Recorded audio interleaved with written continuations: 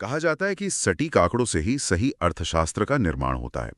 आज की हमारी इस विशेष और गहन चर्चा का जो मुख्य मिशन है वो बहुत ही स्पष्ट है। हमारे पास कक्षा 11वीं के अर्थशास्त्र की अवधारणा और सांख्यिकी के महत्व से जुड़ा पाठ एक परिचय है, और हमें इस पीडीएफ नोट्स की एक एक लाइन, हर एक शब्द को गहराई से डिकोड करना है। हाँ, और हमारा उद्देश्य यही है कि हम कोई भी महत्वपूर्ण टॉपिक या शब्द छोड़े नहीं। बिना समय बर्बाद किए हम सीधे विषय की तह तक जाएंगे, क्योंकि जब हम अर्थशास्त्र के बारे में सोचते हैं तो अक्सर दिमाग में शेयर बाजार या बड़े बड़े बैंक आते हैं, लेकिन इसकी असली जड़ कहीं और है। बिल्कुल, और वो जड़ है दुर्लभता, जिसे हम अंग्रेजी में स्कार्सिटी कहते हैं। मतलब अगर हम अर्थशास्त्र के बिल्कुल बुनियादी बात करें तो वो यहीं से पैदा होता है। इंसान की इच्छाएं असीमित हैं। सब कुछ चाहिए, नया फोन भी चाहिए, अच्छे कपड़े भी चाहिए। सही कहा, लेकिन उन इच्छाओं को पूरा करने के जो साधन हैं, जैसे कि हमारा पैसा या समय, वो हमेशा सीमित होते हैं। और इसी सीमित साधन और असीमित इच्छाओं के बीच का जो तनाव है ना, वही अर्थशास्त्र को जन्म देता है। एल्फ्रेड मार्शल, जो एक बहुत प्रसिद्ध अर्थशास्त्री थे, उन्होंने इसे बहुत ही सरल शब्दों में समझाया है। उन्होंने क्या कहा था इसके बारे में? उन्होंने कहा था कि अर्थशास्त्र जीवन के सामान्य व्यवस्थित संबंध में मानव जाति का अध्ययन है। मतलब लोग अपनी रोजमर्रा की जिंदगी में इन सीमित संसाधनों का इस्तेमाल कैसे करते हैं, बस यही अर्थशास्त्र है। अच्छा, तो इसे थोड़ा और आसान बनाते हैं। मान लीजिए किसी के पास एक सीमित पॉकेट मनी है। अब उस पैसे में पिज्जा भी खाना है, कपड़े भी खरीदने हैं और मूवी टिकट भी लेना है। तो ये सब कुछ तो एक साथ नहीं हो सकता ना? है ना? बिल्कुल नहीं। और यहीं पे चुनाव करने की मजबूरी सामने आती है। आपको चुनना पड़ता है कि क्या ज्यादा जरूरी है। और इसी सामान्य व्यवसाय में कुछ मुख्य किरदार होते हैं, जैसे कि उपभोक्ता और उत्पादक। उपभोक्ता यानी कंज्यूमर, जो अपनी जरूरतों को संतुष्ट करने के लिए वस्तुओं का उपयोग करता है। जैसे जब हम खाना खाते हैं तो हम उपभोग या कह लो कंजम्पशन कर रहे होते हैं। हाँ, और दूसरी तरफ होता है उत्पादक यानी प्रोड्यूसर, जो मुनाफा कमाने के लिए कच्चे माल को उपयोगी वस्तुओं में बदलता है। जैसे एक किसान जो खेती करता है या कोई फैक्ट्री जो कपड़े बनाती है। ये उत्पादन की प्रक्रिया है। और इन सबके बीच एक बहुत ही अहम चीज काम करती है, जिसे हम धनतंत्र या वेल्थ मैकेनिक्स कहते हैं। इसमें बचत और निवेश का बड़ा रोल है। सही कहा, और इन दोनों के बीच का अंतर समझना बहुत जरूरी है। बचत यानी सेविंग्स, आय का वो हिस्सा है जो खर्च नहीं हुआ, बस जो बचा लिया गया। मतलब जो पैसा तिजोरी में रख दिया वो बचत है। लेकिन निवेश या इन्वेस्टमेंट, वो क्या है फिर? निवेश का मतलब है उस बचे हुए पैसे से ऐसी संपत्ति खरीदना जो भविष्य में और आय पैदा करें। जैसे अगर उसी किसान ने अपने बचे हुए पैसों से एक नया ट्रैक्टर खरीद लिया तो वो निवेश है, क्योंकि उससे आगे की कमाई बढ़ेगी। अरे वाह, ये तो बहुत स्पष्ट हो गया।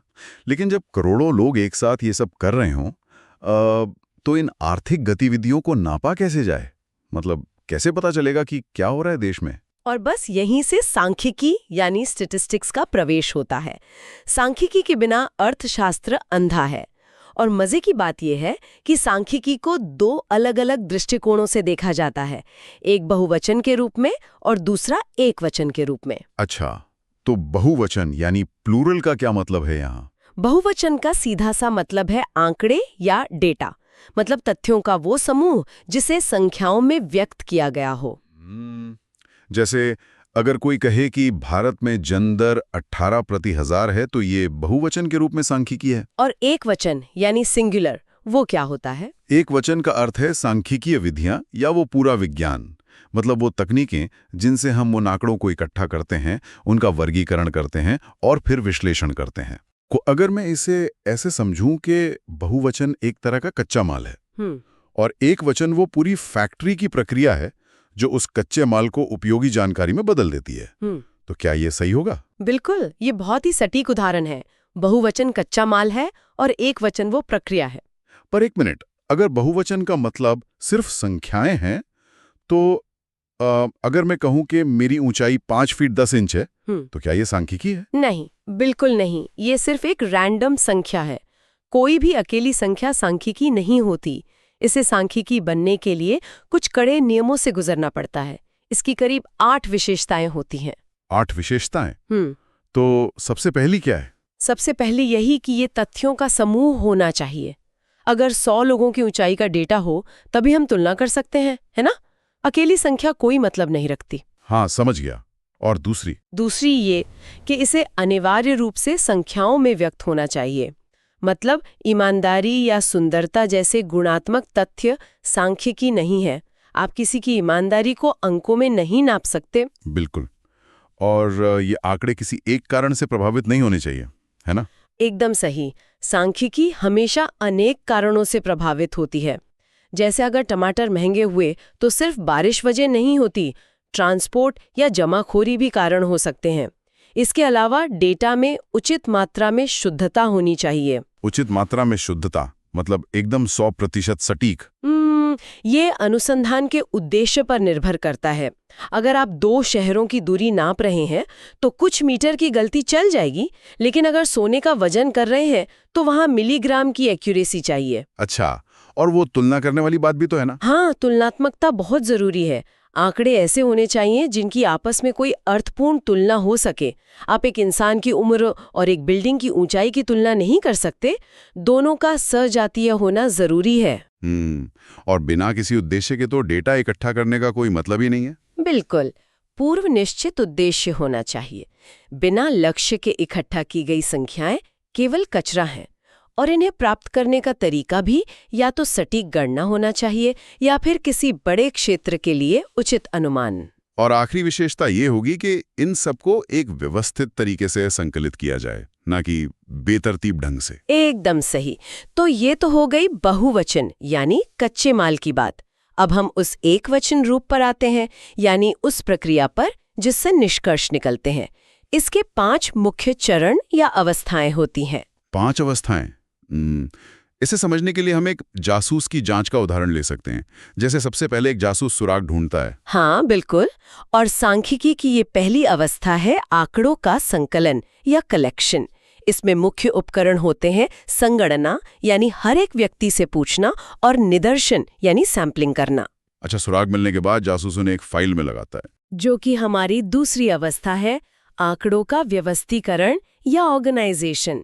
यहाँ हम मिलान रेखाओं, जिसे टैली बार्स कहते हैं, उनका उपयोग करके डेटा को व्यवस्थित करते हैं। फिर जासूस उन सुरागों की तस्वीरें एक बड़े से बोर्ड पर लगाता है ताकि पूरी कहानी साफ साफ दिखे, जिसे सांख्यिकी में तीसरी अवस्था कहते हैं, आंकड़ों का प्रस्तुतिकरण।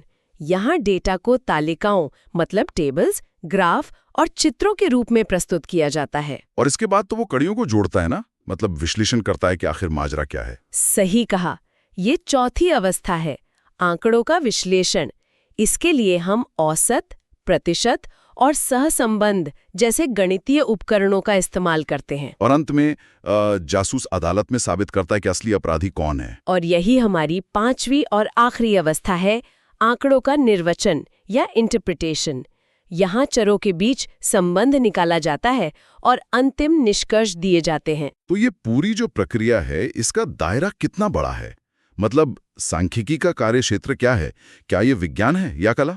देखा जाए तो ये दोनों है। सांख्यिकी एक विज्ञान भी है क्योंकि इसमें व्यवस्थित अध्ययन और नियम है, और ये एक कला भी है क्योंकि ये वास्तविक दुनिया की समस्याओं को सुलझाने का तरीका बताती है। और इसकी विषय सामग्री के आधार पर इसे 2 हिस्सों में बांटा जाता है ना, विवरणात्मक और निष्कर्षात्मक। हाँ, विवरणात्मक या डिस्क्रिप्टिव सांख्यिकी सिर्फ आंकड़ों को संकलित और प्रस्तुत करने तक सीमित रहती है। ये बस बताती है कि स्थिति क्या है। लेकिन जो निष्कर्षात्मक सांख्यिकी है, जिसे हम इन्फ्रेंशियल कहते हैं, वो बहुत दिलचस्प है।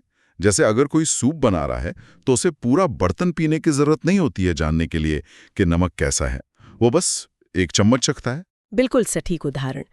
निष्कर्षात्मक सांख्यिकी में भी एक छोटे से सैंपल के आधार पर पूरी जनसंख्या या यूनिवर्स के बारे में बड़े निष्कर्ष निकाले जाते हैं। जैसे चुनावों के दौरान जो एग्जिट पोल आते हैं, वो कुछ ही लोगों से पूछकर पूरे देश का मूड बता देते हैं। कमाल की बात है। तो इतनी मेहनत से जो सांख्यिकी तैयार होती है, वो अर्थशास्त्र की इमारत को कैसे खड़ा रखती है? मतलब इसका महत्व क्या है? अर्थशास्त्र असल में 5 स्तंभों पर टिका है जो सांख्यिकी से ही बनते हैं। पहला है परिमाणात्मक अभिव्यक्ति, मतलब अगर आप कहें कि बेरोजगारी है तो ये काफी नहीं है। आपको कहना होगा कि 20% बेरोजगारी है, तभी समस्या का सटीक पता चलता है। हाँ, और दूसरा स्तंभ है तुलनात्मक अध्ययन। मतलब सांख्यिकी हमें तुलना करने की ताकत देती है, जैसे शहरी और ग्रामीण इलाकों में महंगाई का अंतर देखना। बिल्कुल। तीसरा है कारण और परिणाम का संबंध खोजना। जैसे अगर बाजार में मांग घटी है तो उसका निवेश पर क्या असर पड़ा। ये सब बिना आंकड़ों के साबित नहीं हो सकता।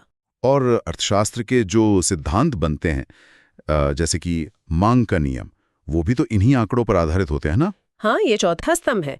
विश्वसनीय आंकड़ों के बिना कोई भी आर्थिक सिद्धांत नहीं बन सकता। और पांचवां और सबसे जरूरी स्तंभ है भविष्यवाणी और नीति निर्माण। सरकार अपना बजट या टैक्स नीतियां हवा में नहीं बनाती, वो भविष्य के रुझानों को समझने के लिए सांख्यिकी का ही इस्तेमाल करती है। लेकिन एक सोचने वाली बात है यहाँ, इतनी ताकतवर होने के बावजूद सांख्यिकी पूरी तरह से दोष मुक्त तो नहीं है ना? इसकी कुछ कमियां या सीमाएं भी होंगी। बिल्कुल है, और इन्हें समझना सबसे ज्यादा जरूरी है। सबसे बड़ी सीमा तो यही है कि सांख्यिकी केवल संख्यात्मक और समूहों का अध्ययन करती है। ये किसी अकेले इंसान की स्थिति या गुणात्मक चीजों को नहीं देखती। हाँ, जैसे किसी की मानसिक स्थिति या समाज का भ्रष्टाचार, ये सब तो नंबरों में नहीं आता। सही कहा। और दूसरी बात, इसमें सजातीयता चाहिए। मतलब आप कपड़ों के मीटर और अनाज के टन को एक साथ जोड़कर नहीं देख सकते। और इसके परिणाम भी भौतिक विज्ञान की तरह 100% सटीक नहीं होते, वो केवल औसतन सत्य होते हैं।